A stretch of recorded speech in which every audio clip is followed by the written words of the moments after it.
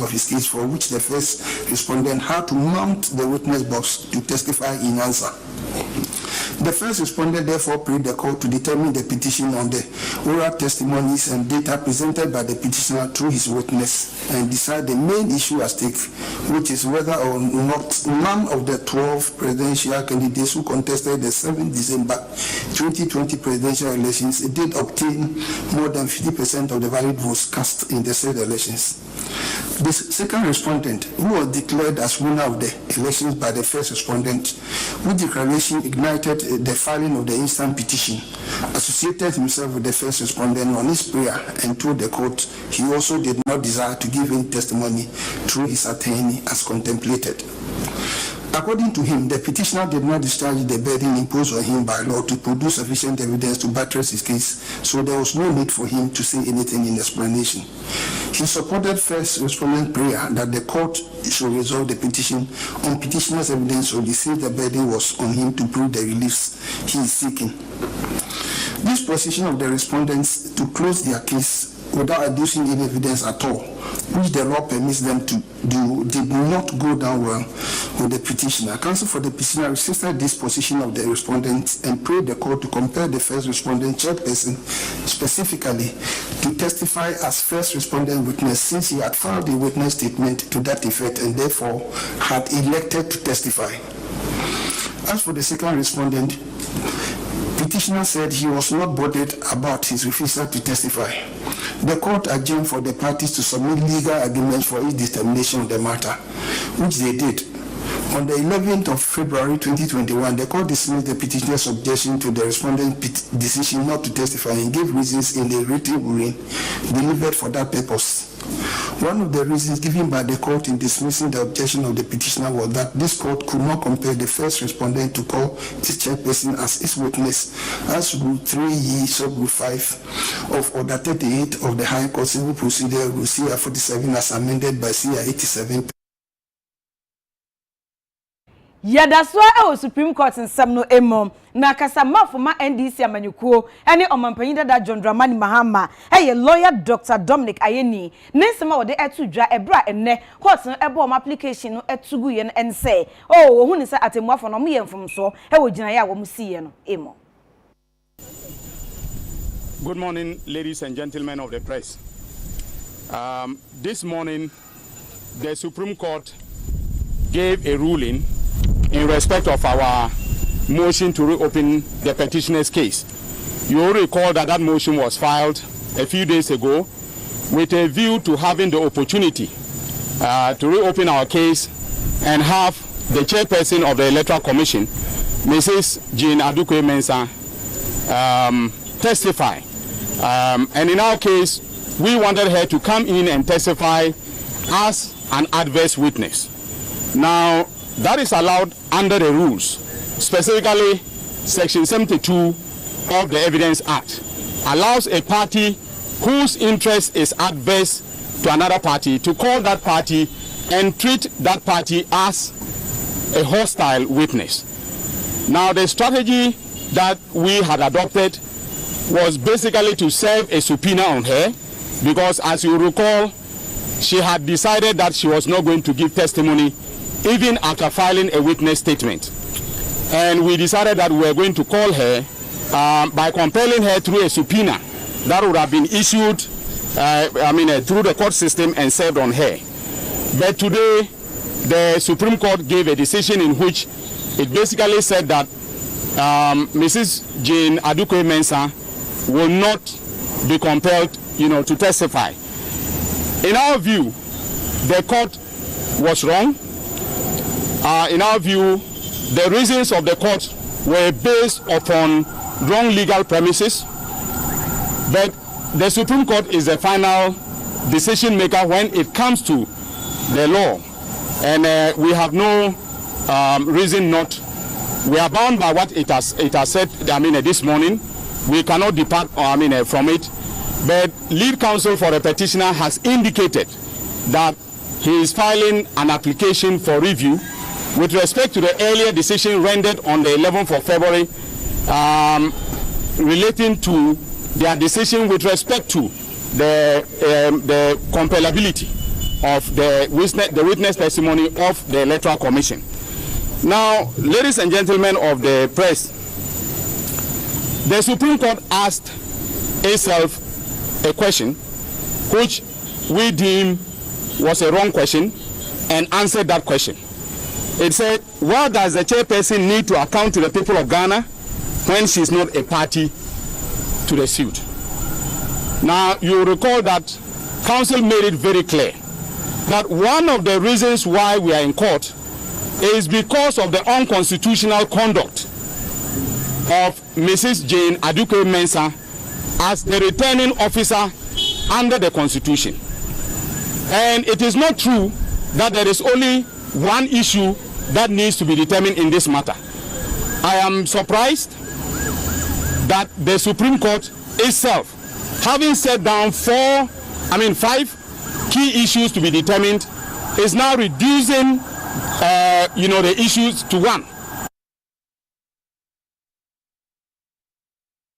Lawyers Emma Nadu Danko Kufuado nso akasa na de okasa ma wo honorable Kojo Oponkroma na some de etu dwane say NDC for babonten ebe ka say en application ye omde ko say nkomu bie case na atemuafo na bo ato agu no wo ayemfom so de a na wo ebo modi so mbetu mfutuo ede agu Ghana fo nyina eni esan say entumi ma say atemuafo nso omotena asem no so no omu nyina asem om kan anya papa na emom lawyer chachuchi kata nko a na ne de edemo by the spokespersons for the petitioners legal team, and then we will deal with our summary of what has happened. I'm sure you have all followed, and so we don't need to even spend so much time on that one.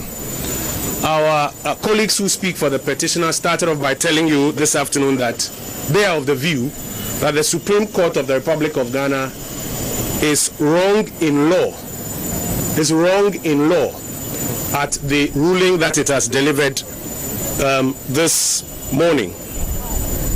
They also claim that the Supreme Court has reduced the petition to a single issue petition, and that smacks of a predetermined agenda. I'm sure you heard the words used by Dr. Akyere, that the Supreme Court has reduced the petition to a single issue petition, and that smacks of a predetermined agenda, ostensibly not to rule in favor of the petitioner. Now, we want to deal with those first two. While dealing with a third matter, they keep bandying this word about truth. What is the truth? And that the truth must be allowed to come out. We'll deal with the question of truth as they talk about it. And then this claim that the Supreme Court is shielding the EC chair from getting into the box. In fact, in Chi, they make the argument that the Supreme Court doesn't want to allow the EC chair to give testimony. We'll deal with all of those before we come to our submissions. And then they make the argument that they are doing this for the people of Ghana and in the defense of the Constitution. We honestly don't think that is true. We'll deal with that one. First, let's deal with the issue of the court being wrong in law. This is the Supreme Court of the Republic of Ghana. A bench of 7 justices. And I think on about 2 occasions, 2 others have come to join them to review some of the applications before them. Except for the application for leave to amend the original petition, it is true that all the applications that have come before this court have fallen flat. But how can it be that the petitioners' communication team now argues that the 7 justices or the 9 justices are always wrong in law, and only Mr. Chachuchi Kata is the one who understands the law, knows the law, and is therefore always right? It cannot. Abusian for Yenfi Court in Semnu Kakrani Mrasebedjem. Na Mrasebedjem Appointment Committee, or Mother Swa at your jum, how wom a juma, na ene or swa for your bonny dear Nieman Yako Yemana, or Basho Yakwania Quantimpon some so. Honorable Quesia Moquata or Dinao Den, as Sabra make us say, and Penifoguswa yet to Tunano, Yen Combra.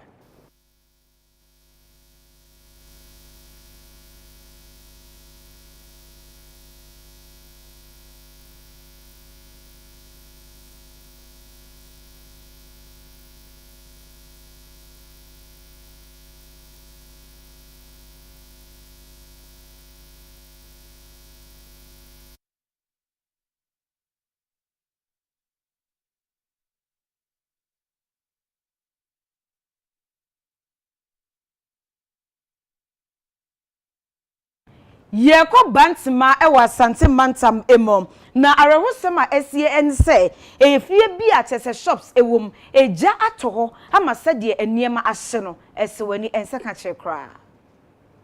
Sam kese NSC ewa Bantuma Kumase ewa Sante Mantama ahomache de suomu ene jajampentu bi eto efie bi mu a efie nanim soso no store ahodo ewa onoma eye Ghana National Fire Service for mu free Convanoche Teaching Hospital ene timi ko pie monoma eja no etimi ekọ efom emre Fire Service for etimi edum eja no na ejapade a ase wo hono de enye asem ketwa na youth nsem twefo koduo adehia wo mo eniema etimi asei etwa adwono ye ne betwetwe enkomo 6:30 no mimi wura fie sabe be fa atre me de kwa ya ade ti mimi fa atre no wa ha na me pie no na mu se dan we no emu asoja ko na wisie no so na mawiem ti na woman bi ti aha se be bia jerican we na me ka chen so won sore na eho no ehye na e be gina bonchen na etiem mema mro fie ni hye na me kɔ frɛ fire service ti me ye me frɛ na me kɔ ti me du ahemfie ho no ena omo peke na me see ye fie she opposite insurance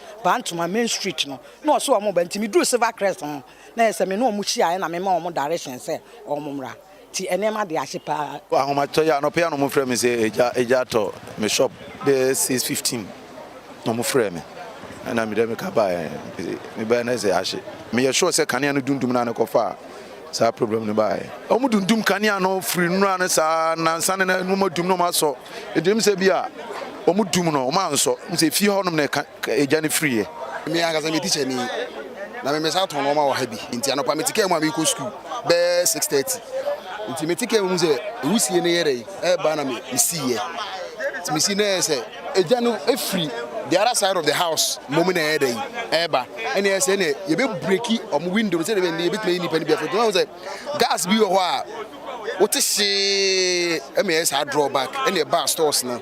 Me to moto tena so. You the fire for them any you to more hospital wa you know mobile ya you start breaking stores na yi nneoma no ma mo so no eyo mo adwuma. Pepe 6 pepe no mo frɛ me say eja to fie ha ti me rashe e bai ampa na mo gina me da nanim ebu store no na me so me de kia banti ebie na se ja no demo a untimi kura nwuram to na me we kire wa me ya de ma hwe nkra ma mo adwale awi ti de mu yansem baboy ka se ma hairshio afi de ye yansa agi pom em se na gas siwa eye nese aba ha nyina nti me amefa bibia nti nkra no adwale awi no mu nya da so e di gina bontin.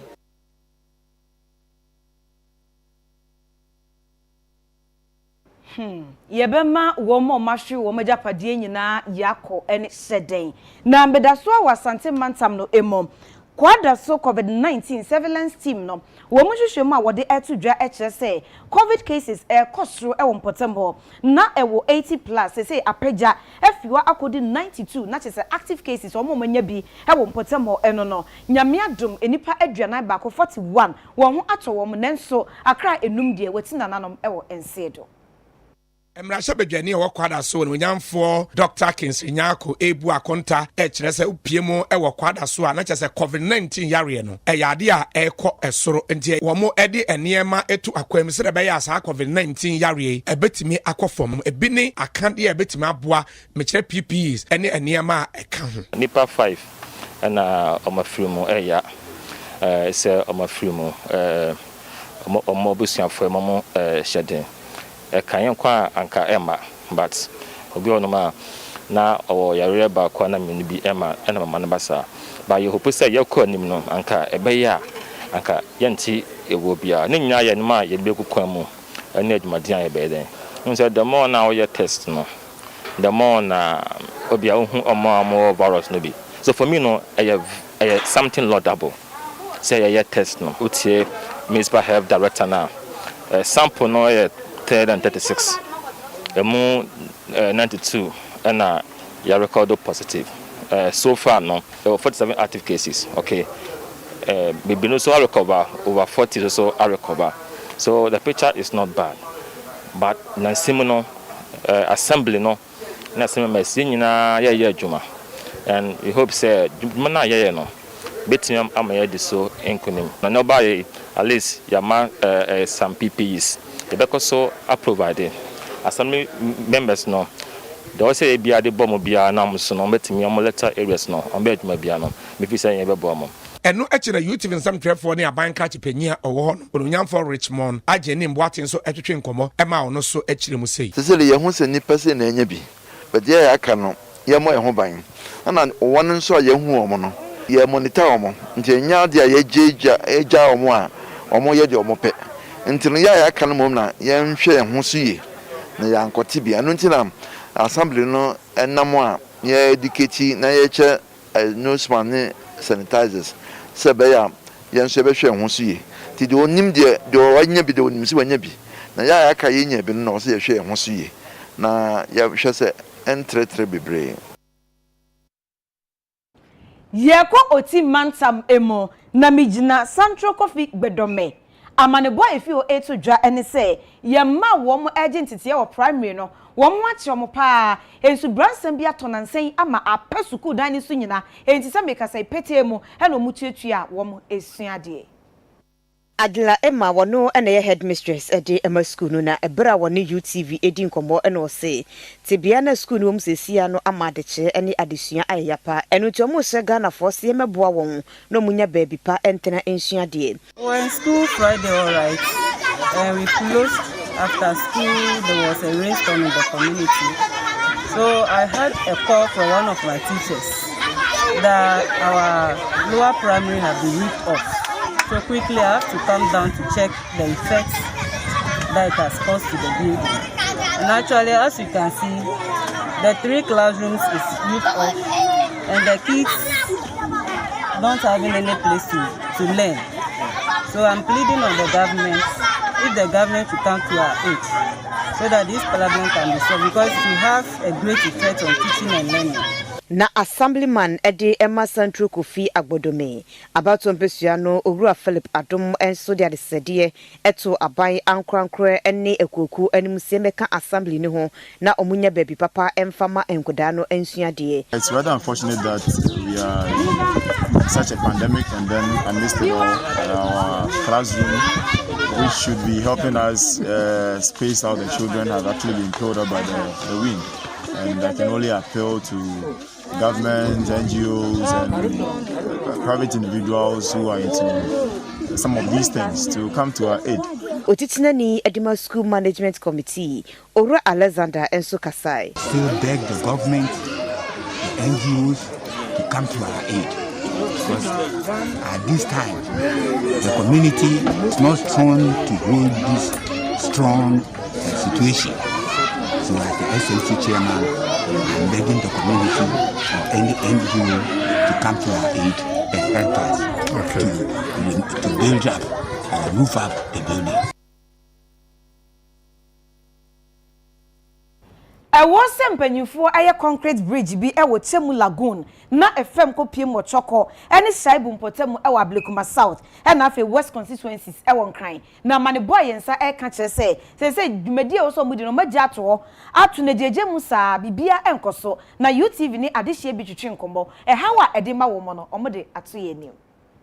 Coastal Development Authority in Pennyford de Asobo from Busmina ni some moyen samso na sebridge e wochemu ensuene so na kachoko eni shiabu abum nenso yatuna seromajejemu na Ghana for bekaya oforisio bosmu wa frasenim ena sansanso ne ye ma ensuo peja no kotu baby kra e ma Ghana for ka ho asem ebre Pennyford so mo ba be yomo anye anamso amade hye ne de ato UTV anim asem Pennyford so meye ma won esanse de ho chekese ababejo mo so ni shiabu fo ni Ablekuma South ni Ablekuma West. Promise na amu beye no. We are still reminding them. We believe in them that after hearing this particular or seeing this particular news, no, they will quickly come to our doorsteps to help us. We know they are still putting things in place, but we want them to fast track everything because Akyere. But since bridge needs say almost say 2 months omba be ama number fancy anum but since that time you hu hwie on say sisi businesses no enso e down nti amount for no ebre why imagine say most of the times choco anum pipe no ma pipe no and time ba nti se mba na se epese ebu nsu a ayi se ekohia abu ho de yetumi nya nsu but wa hwa na se bridge ni ni na akokra na abriwa obesua bucket fiti shiabu e de akofa the all that we akofa the next bridge ansana obefia obebre akofa de se mi konfia won so na ti o never bridge no so ansana makọ o mo na makọ pampo no na makọ de bia branko na ebra wa nte se mo mbo ya wa choco bridge no ombe yema sisi a mrewa omukọ mudu ha mi se omu brepa omu komprepa obi kwa onu mo se mi se ko fa atakwasi ton agoton ha si omu bre bridge ana amanfo fa yen so obi beto na wato ade na so enya bi ensane ade de akoya no ye be election no be bubu bridge no hwe nkoso adawa for ble ye to ade ble obi tumi kan ni banku anyumble no afa no de kofie obe de na watua ni loan sisi so Ghana de wanji loan a untumi ye adwuma UTV yetinso ene kwanchefo panyi Edima Coastal Development Authority Owura Ahmed Edin komono no nso nsem ode to yanim eni. So as we speak now, just I think Thursday or Wednesday, the Choco Manche and some few people were in my house to talk about this same project. And it was assured by the contractor that they are also working on something and that they are sure that by the end of this month, which is February, they are very, very sure that they would move to site. I bet me the CSR project because the Baswa, President the Nibaja Kotna Hono Wanda. Or during year no this project we so Afia. So miss me a beneficiary of that project. So what they are there. O kosha shiabua me family or who but my probito my family's people until I use that route. Until I my na.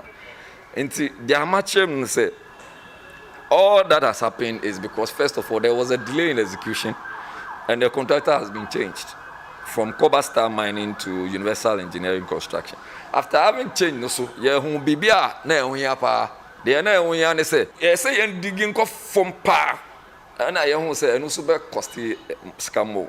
And we have agreed and we have awarded letters to that effect. Into munya aroshem say ye be ya mum. And munya komaso because the aye na ebe benefit ye na. Eye mo mo so.